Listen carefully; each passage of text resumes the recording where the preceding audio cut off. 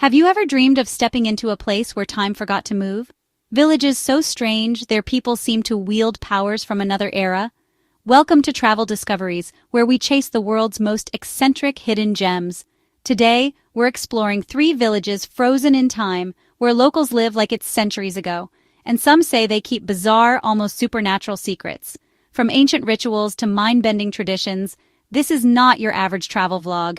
If curiosity's your compass, subscribe now, and let's step into these time warps together. Our journey begins with a slow glide above Civita di Bagnoregio, perched atop a crumbling hill in central Italy. The village rises like a mirage, stone arches, flower boxes spilling over ancient balconies, and a sheer drop that dares the earth to reclaim it.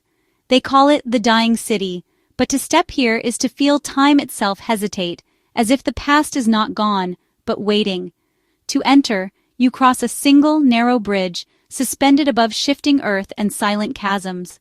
Each footstep echoes with the memory of centuries. The wind carries the faint toll of church bells and the distant murmur of voices lost to time. The houses cluster together, their medieval stones patched and repatched, as if holding each other up against the inevitable.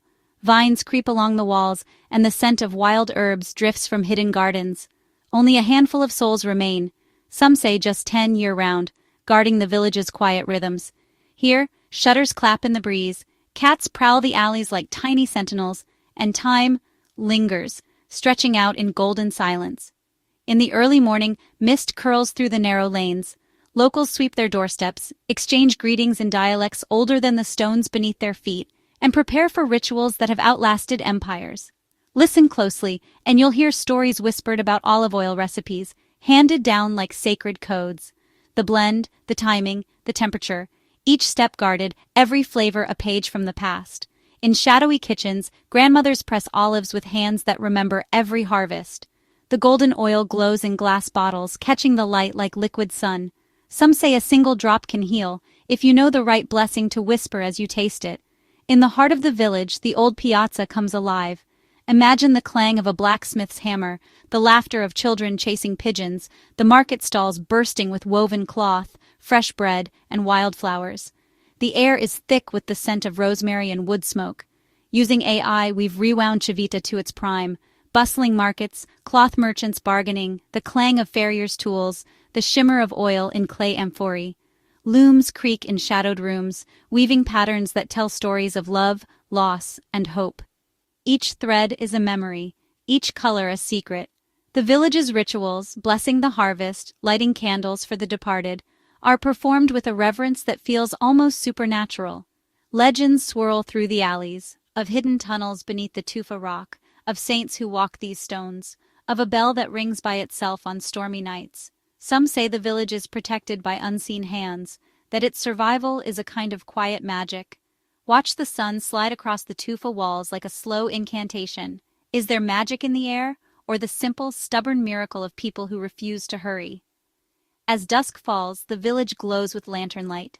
Footsteps echo on cobblestones, and the scent of simmering tomato sauce drifts from open windows. The world outside fades, and Civita becomes a spell you never want to break. So, what do you think is Civita's real power?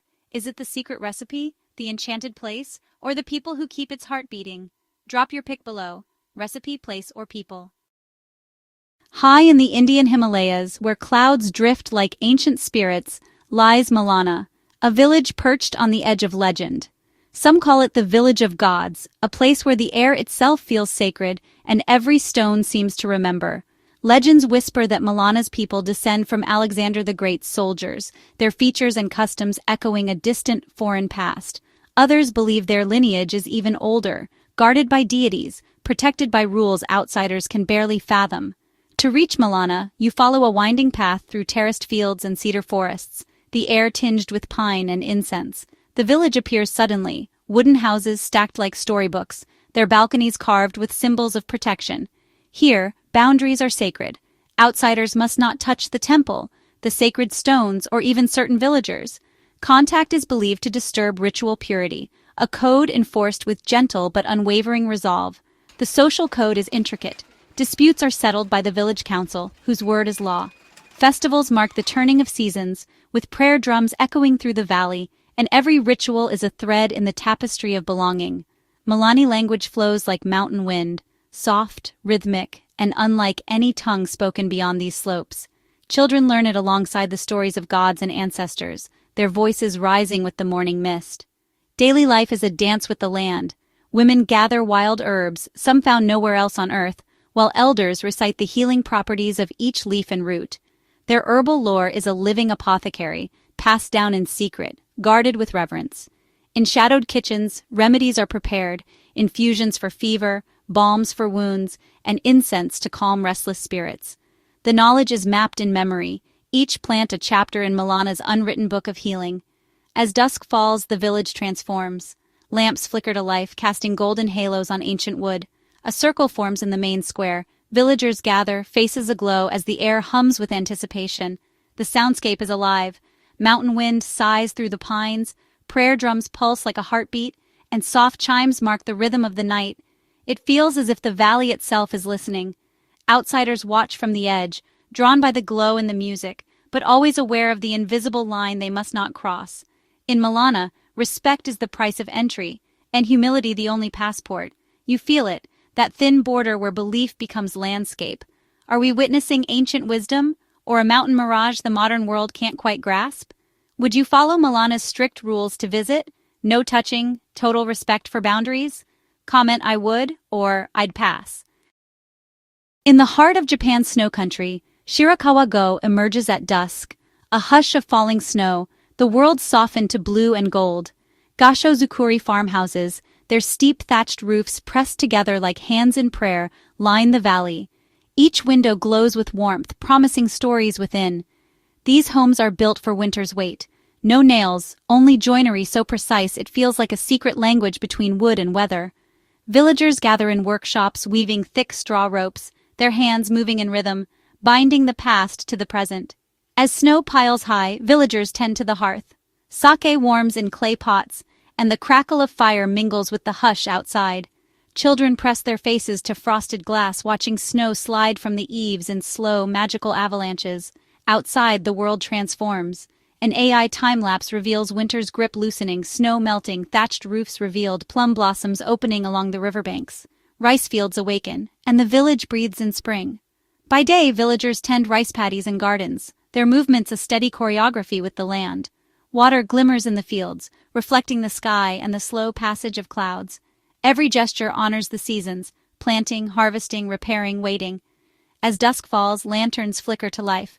Villagers gather in a circle on the snow, hands joined, feet stamping gentle patterns. The dance is slow, deliberate, a prayer for a good harvest, a way to ask the spirits for favor. Wooden flutes sing and the night listens. Some say, on the edge of the lantern's glow, figures shimmer, ancestors, guardians, memories briefly embodied in the drifting snow. The line between now and then blurs, and the village feels suspended in a gentle spell. Our AI reconstruction peels back the years, revealing beams interlocked like a wooden nebula, the architecture's skeleton, and the life that pulses within. Every home is a time capsule, every season a new layer in the story. In Shirakawa-go, people and nature move together, each respecting the other's pace. The village endures not by resisting time, but by flowing with it, season after season, dance after dance, beam after beam. Which would you try first in Shirakawa-go, join the circle dance, or learn the ancient joinery? Comment, dance, or build below. We'd love to know which tradition calls to you. Civita, Malana, Shirakawa-go. 3 time warps, 3 ways of saying not everything needs to hurry. Look closely and you'll see a pattern. Rituals that anchor meaning, craft that dignifies daily life, boundaries that protect what's fragile. In places like these, people don't escape time. They shape it, asking hours and seasons to move at a human pace. Are their powers real? Maybe it's healing oil pressed with patience. Maybe it's herb knowledge coded in prayer. Maybe it's architecture tuned to the weather's breath. Or maybe the real power is how these communities remember, and how remembering changes us. Thanks for traveling with Travel Discoveries. Next, we're uncovering a desert hiding alien-like secrets. You won't want to miss it. Tap the bell and follow us on social media and at Smart Discoveries for behind-the-scenes clues. Until then, keep wandering, explorers. Time only rules if you let it.